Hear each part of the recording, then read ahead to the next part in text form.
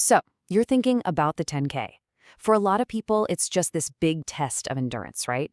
But what if I told you it's also a puzzle that you can actually solve with data? Today, we're going to break down all the numbers behind your race.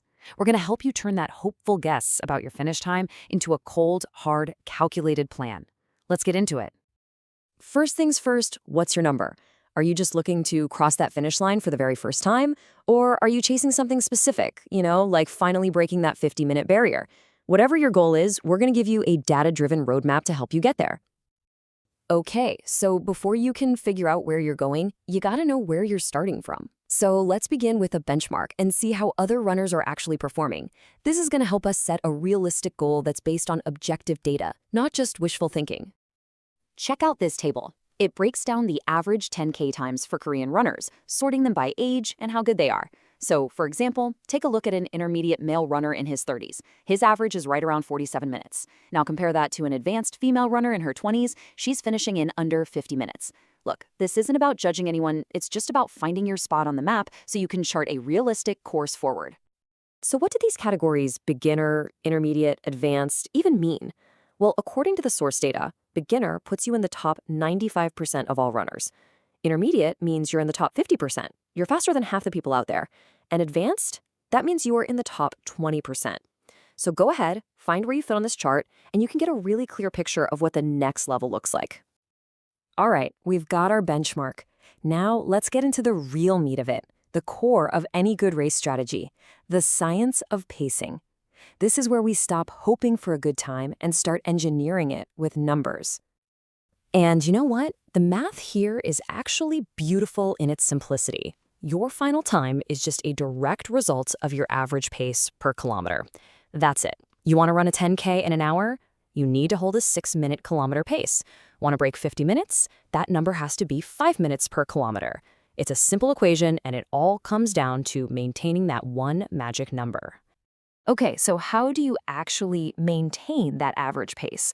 Well, there are basically two main schools of thought, two data-driven strategies you can follow. The first is called an even split, which is exactly what it sounds like, holding the same pace from start to finish. The other is a strategic split, where you intentionally change your speed at different parts of the race. Let's look at the data behind both. First up, the even split. If you're targeting that 50-minute 10K, this means you're hitting a perfect 5 minutes for every single kilometer. From a scientific perspective, this is the most efficient way to run, period. By holding that steady effort, you don't build up lactic acid too early, you don't burn out. It is a strategy of pure, relentless, disciplined execution. Now for the other approach, the strategic split. I want you to think of this one like a 4-act play. Act 1, the first 3K, you start a little conservative, banking energy.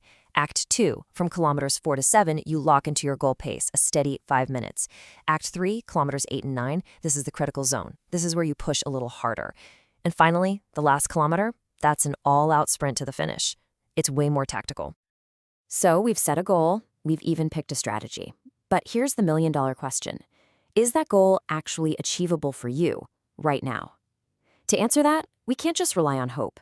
We need to look at some predictive data that's based on your current fitness level.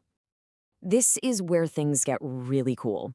Performance models, like the one you see here, can predict your race times with pretty stunning accuracy just by looking at how you perform over other distances. And there is a super strong link here. The data shows that to run a 50-minute 10K, you should probably be able to run a 5K in under 24 minutes. It makes your 5K time one of the best predictors of your 10K potential. But, and this is a big but, these predictive models aren't perfect. They are not destiny. This quote from a real runner perfectly highlights the problem. His 5K time predicts a 44:38 10K, but his actual time was almost 2 minutes slower. So what's the deal? What causes that gap? Well, the data usually points to one thing, a lack of aerobic base. You might have the raw speed for a fast 5K, but if you haven't put in enough weekly mileage, you just don't have the endurance to hold that speed for twice the distance. So far, we've been living in this perfect, clean world of spreadsheets and numbers. But races don't happen in a lab. So let's talk about the real-world variables that can completely blow up your data strategy and force you to adapt on the fly.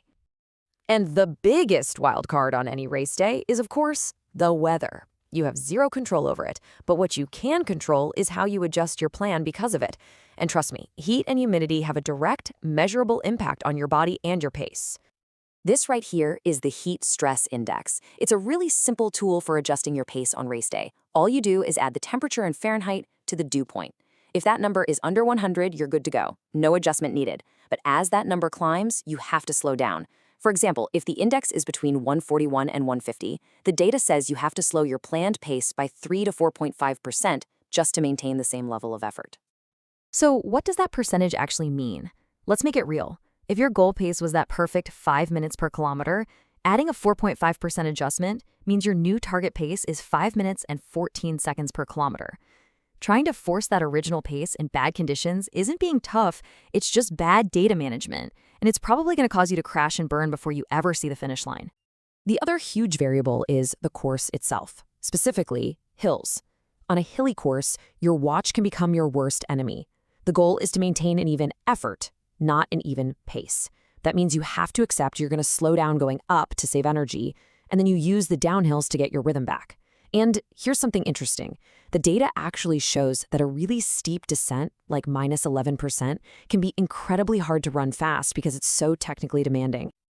Whew, okay, we have covered a ton of ground, from setting a benchmark all the way to adjusting on race day. So let's tie this all together into a clear, simple, actionable data strategy that you can use for your very next 10K. Here it is, your 4-step plan. It's that simple. 1. Benchmark yourself against the averages to set a smart, realistic goal. 2. Plan your race by choosing either an even or a strategic pacing model. 3. Validate that plan. Check it against your 5K time to see if it's actually feasible. And finally, number 4, be ready to adapt on race day based on the real-world data of the weather and the course. So, we've looked at the numbers, the charts, and the strategies. The data provides the map. It gives you the blueprint for success. But at the end of the day, you're still the one who has to go out and run the course.